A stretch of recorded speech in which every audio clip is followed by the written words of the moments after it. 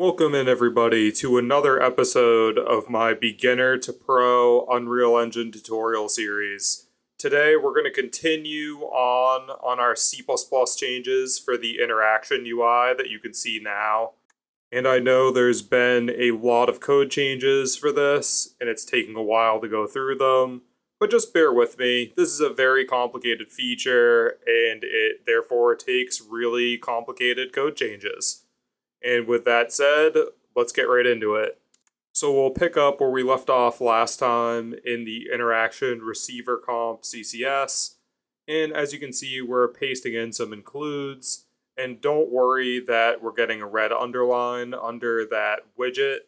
And it's just because we haven't defined it yet, so no big deal. And then next up here, we need to update our tick.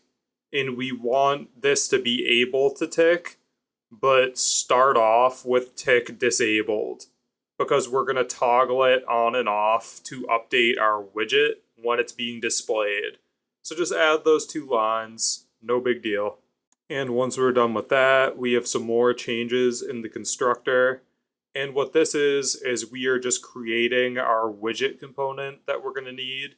And we're making sure to disable visibility on it by default and to set it to have no collision so it doesn't interact with any of our interaction stuff or mess with any other collisions on any other objects inside the game, because this does not need to have collision. We're then going to scroll down and make some additions to tick. And first you'll see we are going to call our library function that we defined earlier to face the widget component to the target actor. So we'll call that. And then once that's done, we're going to adjust the location of the widget to make it a certain amount offset from the player. And basically the reason we're doing that is when you render a widget in game and scale it down, it looks really terrible. So the better practice is to make it render further away from the player and just use a material on it that makes it render over everything else. And this will make more sense to you, so don't worry if you're lost now. Once we implement this in blueprints and you can see how it works, it'll make more sense. But for now, just take my word for it that we're going to perform these calculations and it's going to result in getting that correct distance. And then we'll scroll down to our get lifetime replicated props and paste in the one that we added last time.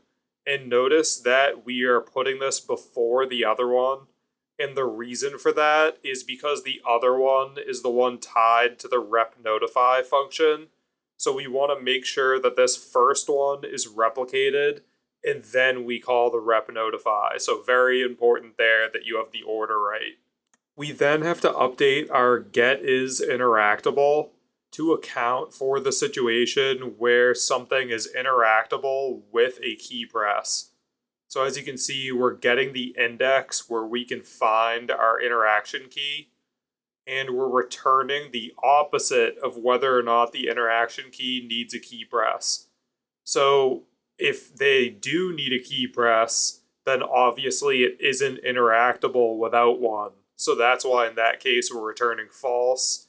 And in the opposite case, we will return true because it does not need a key press. Therefore, we can just say it is interactable without one. And then we'll drop down here and paste in our get is interactable with key press function. And as you can see in the first line there, we're going to return out if this isn't interactable at all. And then we're going to double check to make sure the interaction keys contain the key that's being passed in. And if it doesn't, then we're going to return out as well, notifying the caller in both cases that it didn't work. And then we're going to get that interaction key index again. And this time we're going to return whether or not the key needs a key press and not the inverse like we did in the other one. Because this time we're actually trying to figure out if the key needs a key press. And then last but not least there, we just have our getter for get interaction keys. So we're just going to return the full array, and that's that. And next up, we'll add the B need key press to our add interaction key. And you see our little red underline went away, so that's good. And now we need to add in some logic to add that to the array and replicate it properly. And as you can see, all we changed here was the comment, and that we're basically setting that new interaction key needs key press first to make sure it gets replicated properly.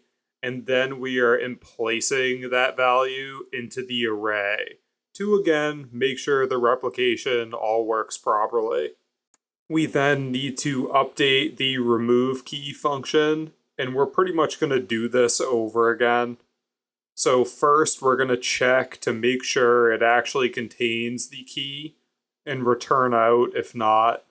And then we're going to get the index of the interaction key.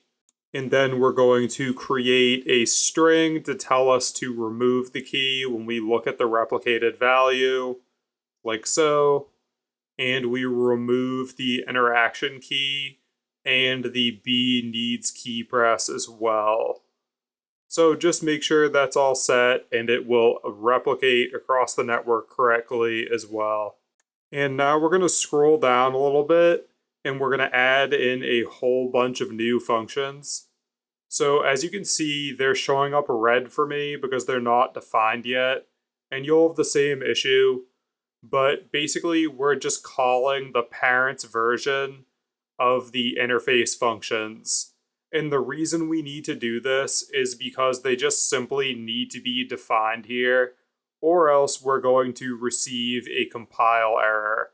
And don't worry for now, just copy these down. It'll make a lot more sense once we actually define the interfaces later on. And we'll then head down to our start and stop potential interaction functions. And as you can see, the main thing we're doing in both of these is broadcasting out these delegates that we haven't defined yet. So again, that'll make more sense once we actually see what those do.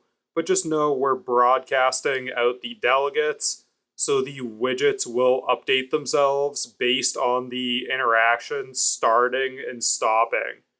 And then in the start interaction, we need to add the potential interaction actor to be that reference that we're passed in as part of the function. And then we're going to enable tick, because that's where we're doing all the updating of the widget rotation and position, as you saw when we filled out the tick function earlier. And we're doing the opposite in the stop potential interaction. We're saying that's false, so we're disabling tick. And by the way, don't worry about those blank ftex and fname. We'll explain that more when we actually implement the interfaces. And then we'll make a small update to begin play, where we're going to attach our interaction widget component to the receiver box. So that's pretty straightforward. And then at the end of begin play, we're going to add in that start timer that I talked about. And what this is going to do, as it says in the comment, when we set that timer, it's going to wait 2 seconds to execute that temp start timer done function. And this is going to avoid a race condition where our references haven't been set correctly yet directly at begin play. Because that's the issue with begin play, is we can't really control when things initialize and in what order they initialize. So that's why we need a more complete solution on the game mode. And we'll be doing that relatively soon. I still have a couple of other features I want to get in. So for now, we're just going to march ahead with this temporary solution here and hopefully fix it soon in the game mode. And then we'll scroll down a little bit and we're pretty much just going to completely redo the onRep for new interaction key. So as you can see, we break off if it starts with an A. And same thing, we're going to emplace the key minus our little A prefix. And then now we're going to add that key as well. Well, the key needs key press. And then if we need to remove it, then we're going to, same thing, check to make sure if it contains what we're looking for. Then we'll find the index and remove both the key and the interaction key need key press value. So very similar to what we were doing earlier, but we're adding in that other variable now of whether or not we need to press a key to initiate that action.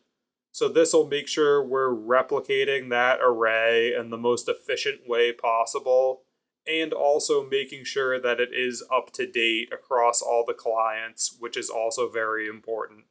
We'll then scroll down a bit here and implement our timer start done function. And as you can see, the reason why we needed to do this was because the widget, not the widget component, but the actual reference to the piece of UI, was not loading in properly at begin play. So we need to get a reference to that, and we need to pass in the delegate functions to make sure that our interaction widget will update correctly. Because if we don't pass the delegates to it, it is no way to get them. And then also we want to set the visibility to true. And I'll explain more about why we're doing this here and not just by default once we get into the editor, because it'll become a lot more apparent.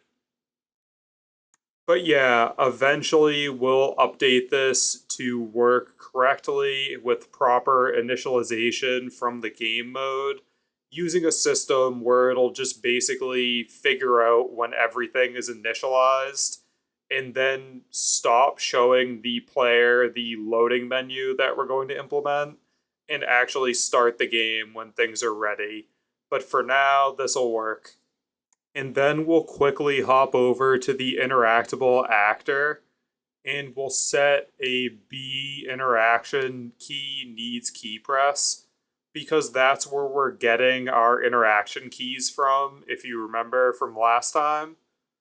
And we also need to put in somewhere whether or not the key needs a key press, and this is the best place to do it.